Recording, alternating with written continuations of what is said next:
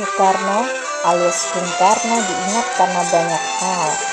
Perannya dalam mengantarkan bangsa Indonesia menuju kemerdekaan merupakan jasa terbesar bagi sebagian besar orang. Keputusan-keputusan krusial yang diambilnya sebagai presiden pertama juga tak pernah bosan dibahas. Kehidupan asmaranya pun selalu menjadi cerita menarik untuk dikenang.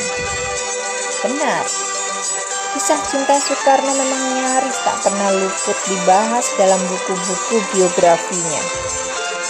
Sang proklamator diketahui memiliki beberapa istri. Beberapa nama yang paling disebut mungkin Inggit Garnasih, Fatmawati, Hartini, dan Ratna Sari Dewi. Namun, selain keempat wanita tersebut, Soekarno juga pernah menikahi beberapa wanita lain. Misalnya saja Yuri Kesanger dan Heldi Jafar. Soekarno memang sering disebut penakluk hati wanita. Namun tak banyak yang tahu kalau presiden pertama Indonesia itu juga pernah ditolak cintanya.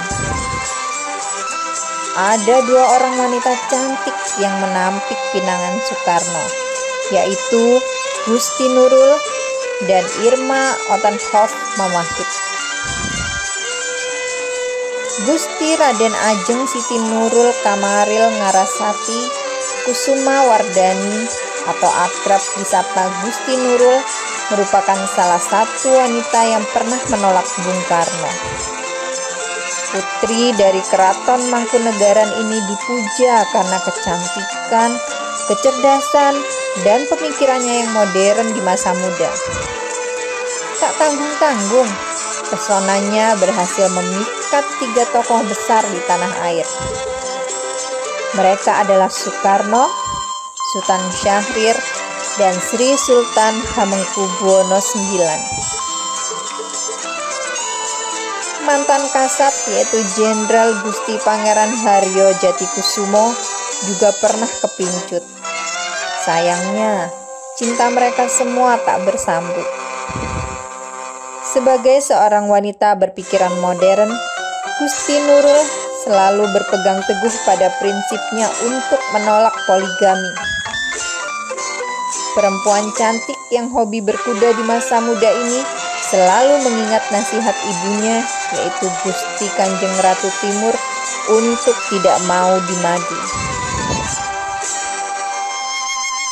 Pada akhirnya, Gusti Nurul lebih memilih Raden Mas Suryo Suyarso, seorang perwira berpangkat letnan kolonel yang masih sepupunya sendiri. Perempuan yang mewariskan resep kecantikan tradisional Jawa kepada Maharta Tilaar itu juga tak segan meninggalkan kehidupan keraton untuk mendampingi sang suami bertugas.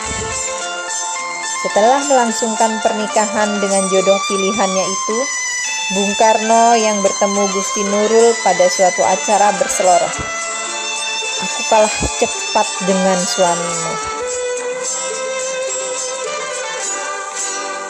Satu lagi perempuan jelita yang pernah menolak cinta Soekarno ialah Irma Ottenhoff Mamahit, seorang pramugari yang pernah bertugas di pesawat kepresidenan Dolok Martimbang.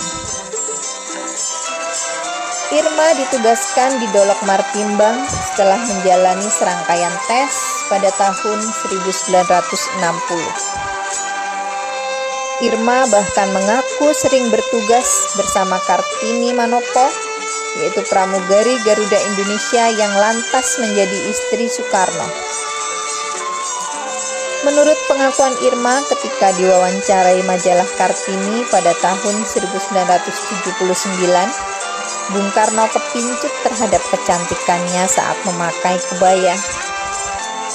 Sang proklamator memang menyukai perempuan yang terlihat luas dalam balutan busana nasional. Soekarno bahkan sempat mengganti nama tengah Irma yang baginya kebarat-baratan menjadi Hidayana, singkatan dari Taufik Hidayah Tuhan. Namun cintanya tak disambut oleh Irma. Sang pramugari tak tertarik pria berumur, apalagi yang sudah punya banyak istri. Bung Karno pun maklum dan merelakan cintanya bertepuk sebelah tangan. Namun dia menjadi murka setelah mendengar kabar pernikahan Irma dengan seorang duda yang kebetulan berseberangan politik darinya. Irma pun dipanggil ke istana. "Irma, kau tolak cintaku karena umurku. Kenapa kau kawin dengan dia yang seumuran aku pula?" tuntut Bung Karno.